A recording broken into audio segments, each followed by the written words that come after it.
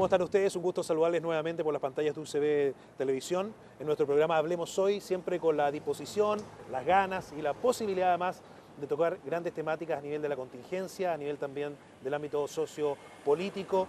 Y en esta oportunidad para abordar lo que ha significado el rol de los movimientos sociales en el inicio además de este gobierno, la segunda administración ya de Michelle Bachelet, con todo lo que se viene, pero también conocer más lo que es la actividad siempre productiva, intelectual, que tiene nuestro invitado de hoy, Alberto Mayol, sociólogo académico. Alberto, muchas gracias. Además, con éxitos de publicaciones, de libros que han podido ser masificados, lo que es muy bueno desde el punto de vista del conocimiento. Sí, y es raro en Claro. el mundo intelectual chileno en el último tiempo, no es muy habitual desde hace tiempo, desde Mulián, que no aparecía una oleada de libros que tuvieran interés desde la política, desde las investigaciones para una masa importante de ciudadanos. Así que, bueno, no solo por mis libros, sino que hay muchos otros libros que también han tenido bastante recepción en ese sentido. Alberto, ha sido un inicio para muchos de gobierno Michelle Bachelet bastante intenso por una serie de proyectos y de iniciativas que han ido ingresando al Parlamento, pero ¿qué ha pasado con los movimientos sociales? ¿Es un repliegue táctico, como algunos dicen? ¿Es el momento ahora de la institucionalización de muchas de estas demandas a nivel del Congreso? ¿Cómo lo observan ustedes? Mira, son parte de los procesos naturales. Los movimientos sociales, cuando tienen éxito, que es muy difícil, se manejan con pocos recursos, viven fundamentalmente la constitución de redes comunicacionales al interior de ellos, sus capitales políticos son escasos, sus capitales económicos son prácticamente nulos. Por lo tanto, en general es bastante difícil montar un movimiento social que sea exitoso. En este caso lo fue, pero un movimiento social en su mejor momento lo que logra instalar es el qué, no el cómo. Puede decir educación gratuita, pero no puede decir, le cuesta mucho lograr llegar a la letra chica y decir, bueno, ¿cómo debe ser la educación gratuita? Puede decir fin del lucro en la educación, pero es muy difícil llegar y decir, bueno, pero este es el proyecto de fin del lucro en la educación. ¿En qué instancia podría hacer una cosa como esa? Por tanto, los procesos de institucionalización normalmente además hacen que los movimientos sociales tengan que sentarse en una mesa o estar fuera de la mesa. En cualquiera de los dos casos dejan de ser un movimiento si se sientan a la mesa, o si están fuera de la mesa no están en la decisión. Por tanto, es muy difícil para cualquier movimiento en la historia lograr articularse políticamente, lograr tomar decisiones, lograr transformar esa utopía que fue ofrecida a la ciudadanía, lograr transformarla y conducirla a ellos mismos. Es muy complicado. Ahora, Alberto, desde el punto de vista de la educación, por ejemplo, donde tú has tenido reflexiones, como lo planteábamos, no solo a nivel de libros, sino también una serie de artículos, de lo que ha significado también dar a conocer estos planteamientos también a nivel de medios masivos, que ya también me interesaría hablar al respecto, porque es una dimensión aparte del punto de vista de lo que pueden significar las influencias políticas. Lo que significó una revolución democrática instalado, por ejemplo, en el Ministerio, que ahora ha tenido una serie de problemas, que durante esta última semana también ya se empieza a formalizar la llegada de los grupos más tradicionales de la concertación, nueva mayoría ahora entendida. ¿Cómo también tú lo puedes plantear y se puede explicar como tensiones naturales al respecto? ¿O es un grupo que sabía un poco a lo que iba? No, yo creo que de hecho el fenómeno de revolución democrática hay que analizarlo por su contraparte, que en esa negociación, que es el gobierno. El gobierno fue bastante... este gobierno entiende muy bien la estrategia política. Es un gobierno de personas que han sido formadas en la política, es muy distinto al gobierno de la derecha. No significa que la gestión política salve cualquier problema, pero sí permite por lo menos administrar bastante mejor escenarios. La administración de este gobierno de los escenarios frente al movimiento estudiantil ha sido considerablemente brillante, ¿ya? Desde el punto de vista de la política, ¿cómo es la política? Con Maquiavelo, digamos, ¿ya? ¿Cuál es el objetivo de este gobierno? Este gobierno dijo, bueno, toda la legitimidad del sistema político se esfumó el 2011 y se depositó en el movimiento estudiantil. No podemos hacer nada, ¿ya?, sin el movimiento estudiantil. Lo necesitamos, ¿ya? No vamos a tener legitimidad. Michelle Bachelet trae legitimidad para ella, no para todo el sistema político. Ella era la legitimidad encarnada, pero resulta que el resto del sistema político no. Y por tanto, si el movimiento social chocaba con Bachelet, alguien tenía que perder, y en cualquier caso, aunque ganara Bachelet, iba a perder algo en el camino. Algo de su carisma podía perderse. Por lo tanto, ellos dijeron, no podemos chocar. Y lo que ellos tomaron la decisión es una decisión históricamente muy inteligente, la historia lo enseña así, digamos, que es tratar de apropiarse del espacio que conquistó el otro. Cuando la Iglesia Católica en la Edad Media construía una iglesia, en Francia, por ejemplo, la construía siempre sobre un centro religioso que había sido de otra, pagano, ya, de cualquier otra religión. Precedente, ¿no? Claro, se instalaba sobre. ¿Ya? Tú no te instalas al lado, ni 2 cuadras más allá, ni 1 kilómetro más allá, te instalas encima. Porque es un acto de poder, por un lado, y en ese sentido es muy potente como acto de poder, pero además de ser un acto de poder, es un acto de identificación con ese proyecto. Tú le dices, yo soy el continuador de esto.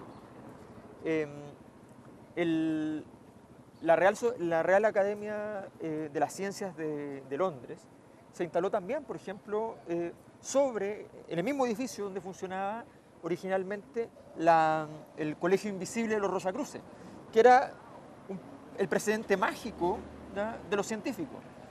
Es todo lo contrario a lo que nosotros entendemos por ciencia hoy día, pero era el precedente. Ellos se instalaron encima. Es lo mismo. Hay que hacer eso. Entonces, el gobierno en realidad fue lo que dijo al invitar a la Revolución Democrática, fue en realidad pararse en el mismo lugar, fue confundir el escenario, fue permitir que efectivamente sea pensable que el gobierno y el movimiento estudiantil son de algún modo aproximados uno solo.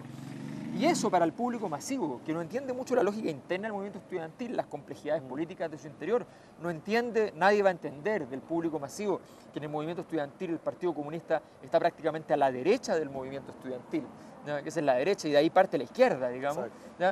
En medio de todo ese escenario, que obviamente es confuso para el público, el ciudadano del país, ¿no?, la nueva mayoría entonces capitaliza esto. Lo hizo con el movimiento estudiantil, lo hizo con el movimiento indígena, lo hizo con el caso del conflicto mapuche.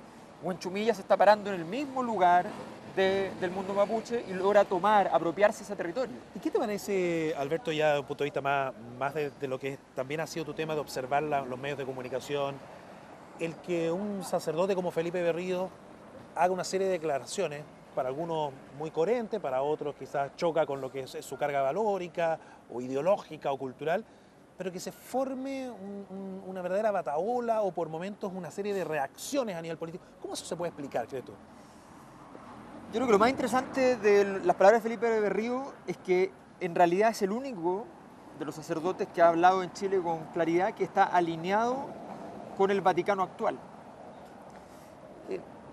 Los chilenos entendemos poco de la política del Vaticano.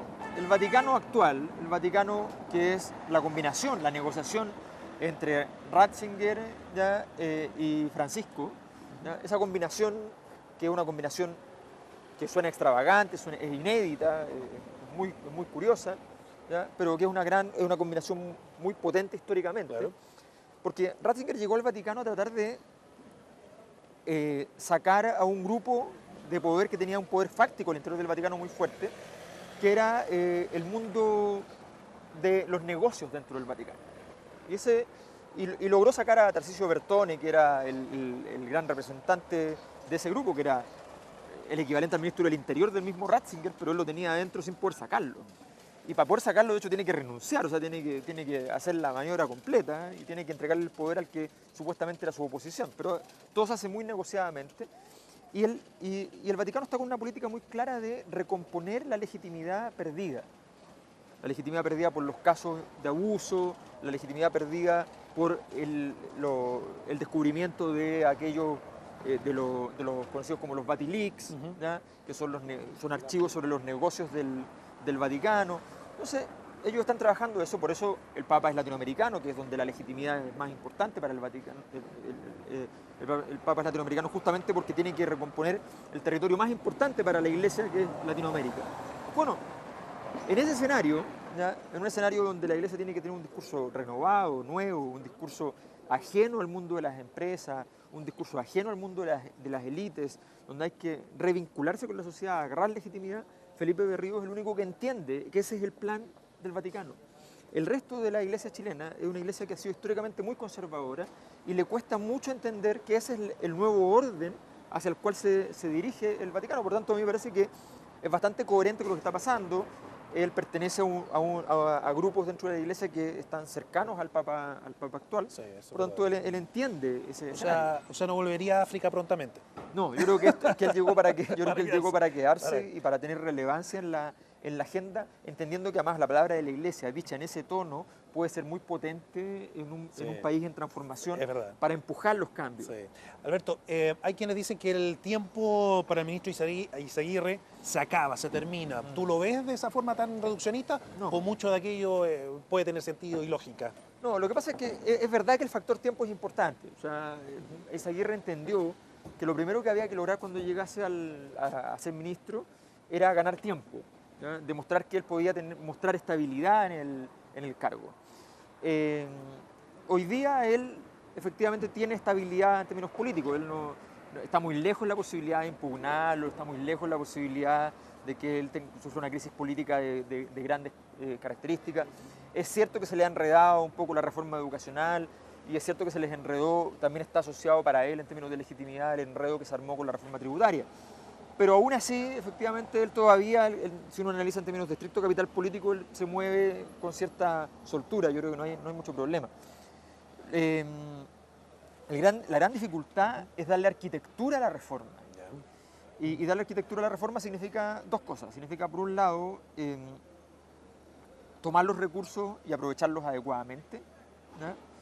Y tener un proyecto educativo que vaya más allá de la reorganización del sistema de financiamiento. Aquí se va a requerir, esto no es una reforma en la educación, son muchas reformas. Estamos hablando de la reforma al sistema de financiamiento de cada uno de los niveles y estamos hablando además de la reforma al sistema educacional en términos de cómo se va a educar. Por tanto, es una labor muy complicada. Yo tengo la impresión de que hay un pecado original en la nueva mayoría. Ese pecado original es que el programa de gobierno es un programa de gobierno, pero cuando tú vas a hacer muchos cambios, tú necesitas algo más que un programa de gobierno, ¿no? Necesitas una arquitectura para ese programa de gobierno, necesitas un gran plan. Y ese plan no está claro. Ahora, Alberto, cuando uno ve que ahora surge esta agenda corta para la educación, ¿tiene mucho sentido en lo que tú estás visualizando? Comencemos a ordenar, empecemos a dar directrices, comencemos a tratar de abarcar todos los flancos en caminos en paralelo, pero que vayan a un punto en común. Sí. O naturalmente una respuesta quizás política para tener los acuerdos en el Parlamento. No, yo creo que la agenda corta es clave para el gobierno. O sea, en términos estrictamente políticos, al gobierno lo que le convendría y lo que habría sido más inteligente incluso es haber sido lo más rápido posible la reforma. ¿Ya? Evitar en la mayor medida posible, ¿no? la discusión. ¿Ya? Plantear la reforma inmediatamente, es decir, aquí está la reforma, se aprueba o se rechaza y ya. O sea, no dar mucho espacio porque inmediatamente ¿qué es lo que pasa? Toda transformación importante llega a la cotidianeidad. Nos altera, nos levantamos y llega y se mete en nuestra casa. Y cuando una reforma llega a tu casa, como ciudadano, tu primera reacción es que al alterarte la cotidianidad es malestar. Es decir, bueno, yo quería cambios, pero esto me afecta. Yo quiero cambios que pasen de la puerta de mi casa para afuera. Y ese sentirse afectado en un momento donde todavía no hay certeza, sino que lo que hay es incertidumbre, es un problema. ¿Y eso le está pasando, por ejemplo, al gobierno ahora, Alberto, con lo que ha sido esta pérdida sistemática en los apoyos a la reforma tributaria, por ejemplo? Sí. Lo que pasa es que sí. Una clase media que parece que comienza a plantear lo que tú dices. Mira, estos cambios parecían muy bonitos, pero mejor quedémonos con lo que tenemos, ¿no? Exacto, porque justamente ahí aparece el problema. El problema es que una reforma no es un ejercicio operacional solamente.